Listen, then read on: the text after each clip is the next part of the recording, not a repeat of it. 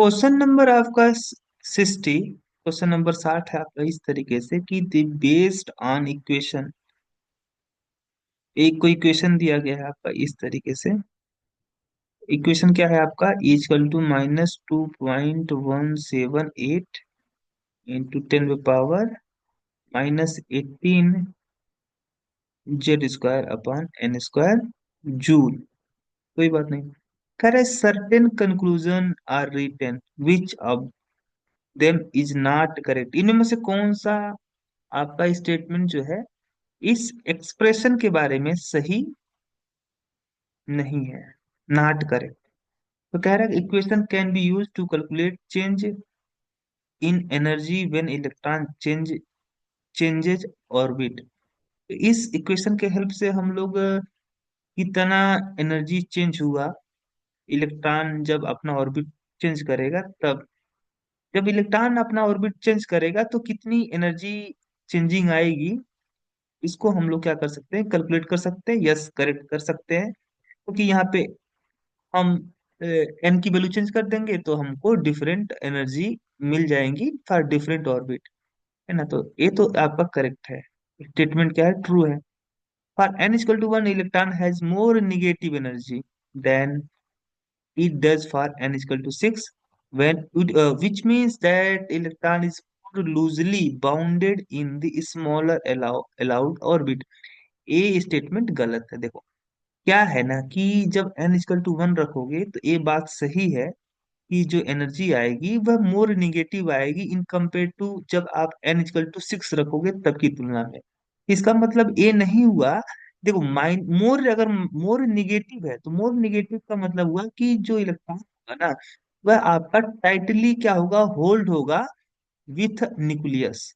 लेकिन यहाँ पे क्या बोल रहा था, which means that electron is more loosely bounded in smaller smallest allowed orbit. यानी छोटे ऑर्बिट में क्या होगा कि जो इलेक्ट्रॉन होगा वह लूजली बाउंडेड होगा। ये तो बात गलत है, ये आपका इनकरेक्ट है, यानी सही आंसर होगा डी वाला। क्वेश्चन नंबर 61 है आपका, है कि the value of Planck constant. Planck constant की वैल्यू दी गई है, लाइट की स्पीड भी दी गई है, और कह रहा है कि कौन सा वेवलेंथ आपका सबसे नजदीक होगा लाइट के लिए, विथ फ्रीक्वेंसी 6 × 10⁻⁻itiii। तो न्यू इक्वल टू दिया 6 × 10⁻⁻15 सेकेंड इनवर्स। तो अगर आप देखोगे तो सी इक्वल टू क्या होता है, nu into lambda. Lambda equal to c by nu. तो लैम्डा इक्वल टू सी की वैल्यू है 3 × 10⁻8 मीटर सेकेंड इनवर्स। और आपका न्यू न्यू की वैल्यू कितनी है, 6 × 10⁻15 सेकेंड इनवर्स। तो सेकेंड इनवर्स कट गया, है ना।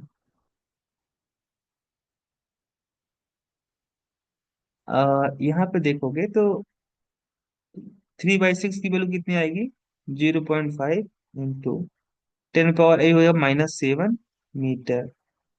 ओ, अब अगर इसको क्या करते हो ना, 50 × 10⁻⁻9 मीटर हम लोग लिख सकते हैं। इसको बोलते हैं नैनोमीटर। तो हमारा सही आंसर होगा 50 नैनोमीटर। अगला क्वेश्चन है आपका क्वेश्चन नंबर 62। आपका क्या है कि what is the maximum number of orbital that can be identified with the following quantum number.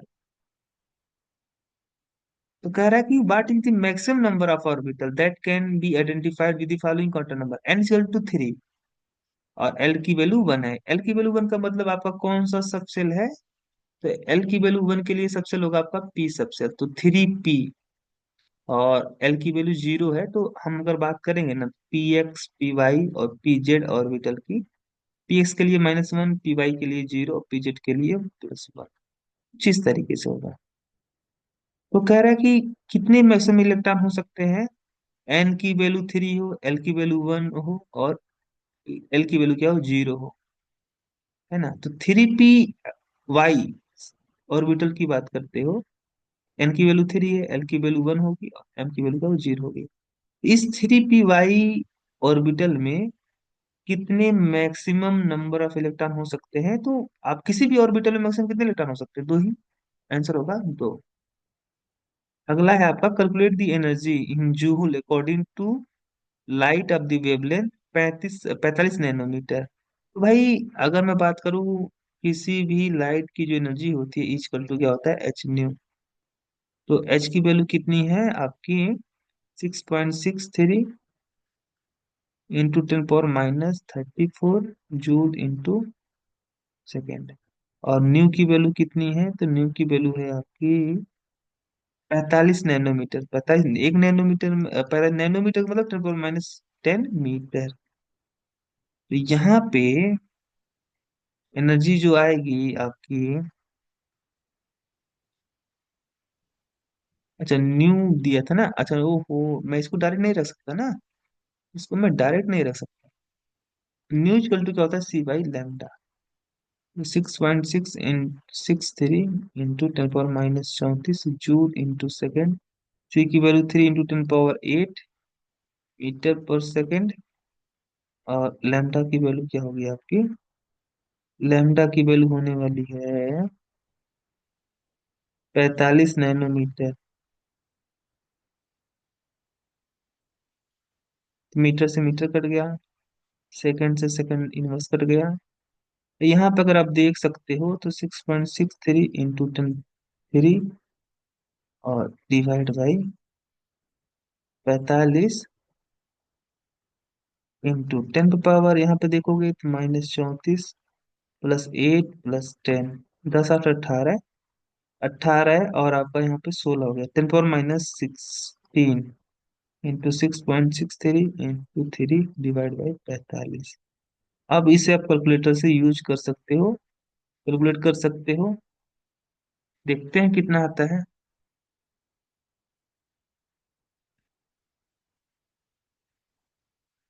अब देखोगे तो 6.63 मल्टीप्लाई बाई 3 और डिवाइड बाई 45, आपकी वैल्यू आ रही है 0.442 इंटू 10⁻6। तो यहाँ पे हो जाएगा 4.42 इंटू 10⁻17। क्या आंसर आ रहा है?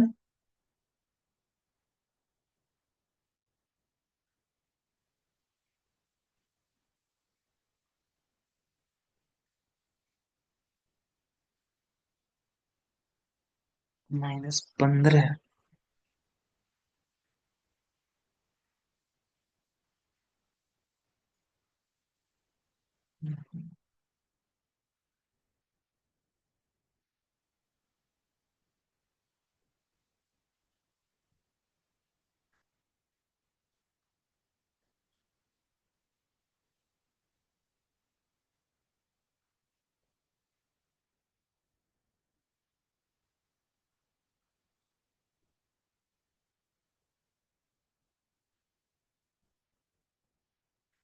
हम्म।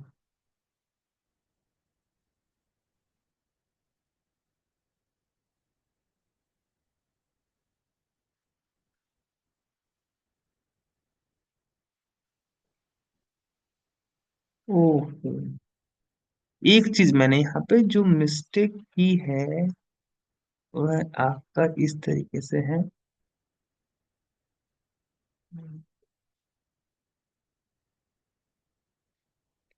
क्या था? 45 नैनोमीटर। 45 नैनोमीटर।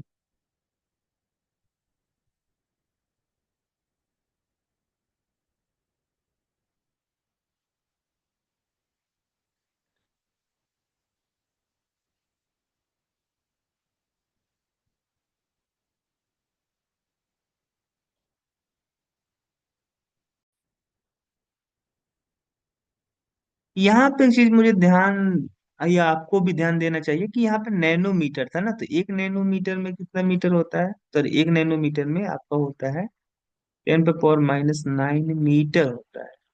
यहाँ पे 9 होना चाहिए, और जैसे यहाँ पे 9 करोगे आप, यहाँ पे आपका क्या हो जाएगा, 9 हो जाएगा। 9 और 17, 17 17 34, यानी 10⁻⁷ हो जाएगा -17। और जैसे यहाँ पे -17 होगा, तो ये वैल्यू आपकी आने लगेगी यहाँ पे 17, 18 हो जाएगा। यानी सही आंसर होगा आपका डी वाला। ठीक है, सही आंसर कौन सा आएगा आपका? डी वाला। यहाँ पे मैंने 10⁻10 रख दिया था, जबकि वो एंगस्ट्रॉन के लिए होता है, नैनोमीटर के लिए 10⁻9 मीटर होता है। ठीक है, इस तरीके से आंसर आ चुका है मेरा। अगला क्वेश्चन है आपका 44। कह रहा है beryllium is iso electronic width of the following ion. तो बेरिलियम के अंदर कितने इलेक्ट्रॉन है भाई? बेरिलियम के अंदर अगर आप देखोगे तो बेरिलियम का एटॉमिक नंबर 4 होता है। 4 इलेक्ट्रॉन थे पहले न्यूट्रल स्टेट में, 2 इलेक्ट्रॉन बाहर निकल चुके हैं, तो 2 इलेक्ट्रॉन। और यहाँ पे देखोगे तो लिथियम, लिथियम के पास 3 इलेक्ट्रॉन था इन न्यूट्रल स्टेट, 1 इलेक्ट्रॉन बाहर निकाल दिया, 2 इलेक्ट्रॉन। तो सही आंसर होगा आपका जो बेरिलियम आयन होगा वह आइसो इलेक्ट्रॉनिक होगा विथ लिथियम आयन। चलिए आगे बढ़ते हैं। क्वेश्चन नंबर आपका जो भी होगा, 44 तो हो गया, 45। क्वेश्चन नंबर 45 क्या था? कह रहा है कि which of the following is energy of a possible excited state of hydrogen. तो हाइड्रोजन एटम के लिए जो एनर्जी एक्सप्रेशन होता है -13.6 Z² अपॉन n²। तो यहाँ पे जेड, हाइड्रोजन के लिए जेड की वैल्यू 1 होती है, तो इसके लिए एक्सप्रेशन बनेगा -13.6, 1 का स्क्वायर डिवाइड बाई n²। तो यानी ई की वैल्यू आएगी -13.6 अपॉन n², निगेटिव में। अब एन की वैल्यू अगर मैं 2 रख दूं तो ई की वैल्यू कितनी आएगी? -3.4। अच्छा, एक्साइटेड स्टेट का मतलब आपकी एन की जो वैल्यू होगी वह ग्रेटर देन 1 होगी, क्योंकि जब वो फर्स्ट ऑर्बिट में होगा तब वह ग्राउंड स्टेट में कहलाएगा, है ना। जब फर्स्ट ऑर्बिट को छोड़ करके किसी भी ऑर्बिट में जाएगा तो वह एक्साइटेड स्टेट होगा हाइड्रोजन के लिए।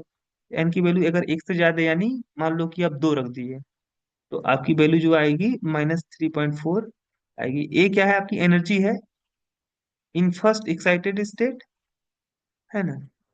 तो आपकी जो पॉसिबल वैल्यू हो सकती है एक्साइट, देखो ए तो आपका ग्राउंड स्टेट के लिए हो गया, तो ग्राउंड स्टेट के लिए बात ही नहीं कर रहा है, ये दोनों वैल्यू पॉसिबल ही नहीं होगी। आपको जो पॉसिबल वैल्यू होगी होगी -3.4 इलेक्ट्रॉन वोल्ट। अगला question, the number of D electron फिर रसायन के लिए जिसका एटॉमिक नंबर होता है 26 is not equal to number of electron in one of the following. तो अगर बात करते हो ना, तो फिर रसायन के लिए देखोगे तो आर्गन 3d6 4s0। तो यहाँ पे कितने इलेक्ट्रॉन है फिर रसायन में? Number of D electron in ferrous ion कितने हैं? 6 हैं। तो आपके यहाँ पे फेरस, आयरन, आयरन एटम के अंदर, आयरन का देखोगे तो आयरन के अंदर आर्गन 3d6 4s2। तो इस आयरन एटम में कितने आपके डी इलेक्ट्रॉन है? 6। इसमें भी 6 होगा। P electron in neon, neon में देखोगे तो नियोन का तो 1s2 2s2 और 2p6। तो इसमें कितने इलेक्ट्रॉन है? 6। तो P electron in neon, neon में कितने पी इलेक्ट्रॉन है? तो 6। S electron in magnesium, magnesium में तो 2 ही इलेक्ट्रॉन होते हैं एस सब सेल में। और P electron in chlorine, chlorine में कितने इलेक्ट्रॉन है आपके? 5 होंगे, है ना। 5 कैसे हो जाएंगे? क्लोरीन का देखो ना, 1s2 2s2 2p6 और 3s2 3p3, सॉरी 5, है ना। 5 इधर और 6 5 11।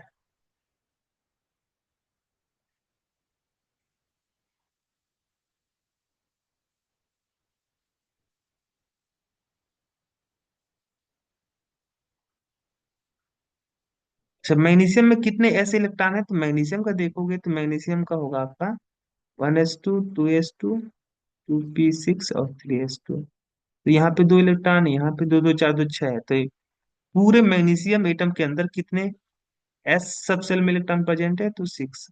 सही आंसर होगा यहाँ पे देखो आपका डी वाला, क्योंकि डी, आप क्लोरीन एटम के अंदर पी सब सेल में जितने इलेक्ट्रॉन मौजूद है वह है 11, और कह रहा था नॉट इक्वल, यानी 6 नहीं होना चाहिए, तो यहाँ पे सही आंसर होगा डी वाला। अगला है क्वेश्चन आपका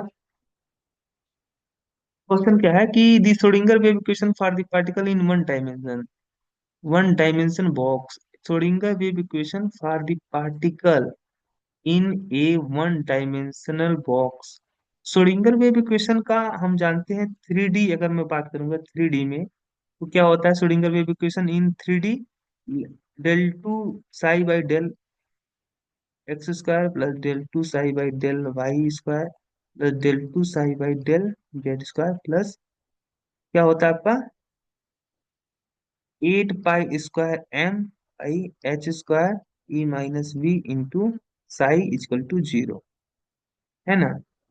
लेकिन जब वन डायमेंशन की बात की जा रही है तो यहाँ पे वाई गायब हो जाएगा, जेड गायब हो जाएगा, बस एक्सप्रेशन बनेगा del two psi by del x two. और यहाँ पे क्या हो जाएगा 8 pi square m upon h square, है ना। तो यहाँ पे देखो कोई भी आपका ऑप्शन मैच नहीं कर रहा है। तो बुक में भी दिया गया है आपका कि यहाँ पे जो होगा वह नन होगा, नन। कोई भी ऑप्शन मैच नहीं कर रहा है, क्योंकि यहाँ पे क्या होना चाहिए था 8 पाई स्क्वायर एम, यहाँ पे एच स्क्वायर अगर दे दिया होता तो कम बन जाता, यहाँ पे एच स्क्वायर भी होता है ना। तो हालांकि दिया नहीं है तो यहाँ पे ऑप्शन कौन सा होगा? नन। कोई भी ऑप्शन मैच नहीं कर रहा है। देखो यहाँ पे 67 का नन भी दिया है, क्योंकि ऑप्शन ही नहीं मैच कर रहा है यहाँ पे, ठीक है। इस तरीके से हमने जो एटॉमिक स्ट्रक्चर वाले चैप्टर से जितने भी क्वेश्चन आपके IIT JEE NEET AI triple E PMT और जितने भी कंपटीशन एग्जाम है, सारे कंपटीशन एग्जाम में जो आपके क्वेश्चन पूछे जा चुके हैं उनको हमने यहाँ पे देख लिया है इस तरीके से। तो आज का लेक्चर यहीं तक हमारा। Thank you very much for viewing my video.